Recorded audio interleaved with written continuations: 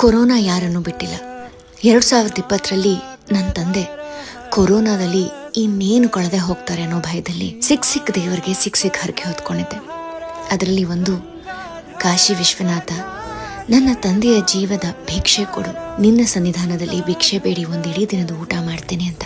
ಅದನ್ನು ನೆರವೇರಿಸುವಂತಹ ಸೌಭಾಗ್ಯ ಮೊನ್ನೆ ನಾನು ಹೋದಾಗ ಸಿಕ್ತು.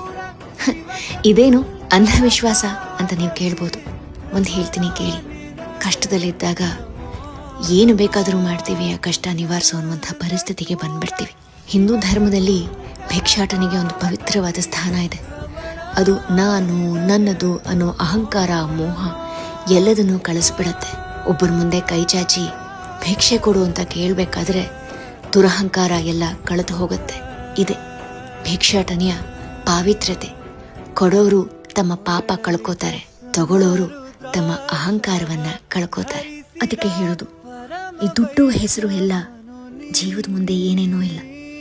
ಈ ಜೀವ ಅನ್ನೋದೇ ಪರಮಾತ್ಮನ ಭಿಕ್ಷೆ. ಅದನ್ನು ಯಾವತ್ತೂ ಅಹಂಕಾರದಿಂದ ಮರಿಬಾರ್ದು. ಒಟ್ನಲ್ಲಿ ಇವತ್ತು ನಾನು ನನ್ನ ತಂದೆ ತಾಯಿ ಜೊತೆಗೆ ಖುಷಿಯಾಗಿದ್ದೀನಿ. ಎಲ್ಲ ಆ ದೇವ್ರ ದಯೆ.